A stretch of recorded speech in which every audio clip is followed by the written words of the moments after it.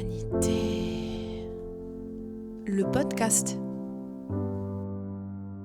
Pour ce dernier épisode de cette première saison de Humanité, le podcast, pour ce 9e épisode, 9 comme la fin d'un cycle, nous terminerons ce voyage de cette première saison en parlant d'un rappel ô combien fort de notre mortalité et la fin de notre toute-puissance, à travers la maladie et ici le cancer, notamment le cancer du sein. Cet épisode il sortira mardi prochain, le 13 juin, et dans cet épisode vous retrouverez Anaïs, qui est ma meilleure amie depuis 23 ans et qui a traversé l'épreuve du cancer du sein et qui aujourd'hui est en rémission. Elle nous racontera ce tsunami dans sa vie, elle qui a appris l'annonce de son cancer le jour des 2 ans de Emma, sa fille. Et moi, je raconterai ma part, celle d'une proche qui a vécu la maladie avec elle. Alors vous entendrez le choc, la peur, l'idée de la mort, et ce moment où, comme si on prenait réellement conscience, qu'il y aura bien une fin, un jour.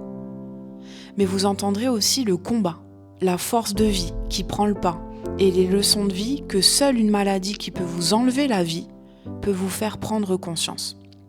J'ai hâte de vous partager son histoire, cette parenthèse de vie, comme elle l'appelle, et je vous laisse aujourd'hui avec un extrait de cet épisode qui, je l'espère, vous donnera pleinement envie de vivre votre vie et aussi de dire aux gens que vous aimez, que vous les aimez, et ce, dès que vous en ressentez l'envie. Je vous dis à bientôt et je vous souhaite une bonne fin de semaine. J'explique que je suis donc sur un cancer du sein droit triple négatif, qui est donc le cancer, après il existe plusieurs, mais le cancer le plus agressif, qui vient se développer hyper rapidement. Lorsqu'elle m'a dit ça, alors la sensation, je m'y attendais en fait, comme si j'étais déjà prête en fait à cette annonce, parce que mes ressentis depuis plus d'1 mois, j'ai pas eu de... Je ne sais même pas comment expliquer. J'ai pas eu cette sensation de tristesse ou quoi. C'était juste ok. Maintenant, on a le mot sur la masse. Allez hop, on y va, go go go en fait. Donc on a parlé de la chimio et en fait c'est au moment où elle m'a parlé de chimio et elle m'a dit parce que pour eux ça paraît logique. Je connaissais les effets de la chimio. Tout le monde sait que tu perds tes cheveux, tes poils d'ordre général au moment de la chimio. Tu le sais, mais au moment où c'est ton docteur qui te parle de chimio, c'est pas en fait c'est pas quelque chose qui te vient en tête en fait, mais vraiment pas. Et c'est au moment où elle m'a dit mais vous connaissez les effets de la chimio, vous allez perdre vos cheveux. Et en fait c'est à ce moment-là que j'ai pleuré. Voilà, parce que je pourrais te décrire là parfaitement ma sensation. Pour moi, ok d'accord, je viens d'apprendre mon cancer, pas un problème. Ça va aller en fait, on va faire la chimio, on va faire ce qu'il faut au niveau chirurgie parce que dans mon cas, il fallait qu'il y ait une chirurgie en urgence pour le coup.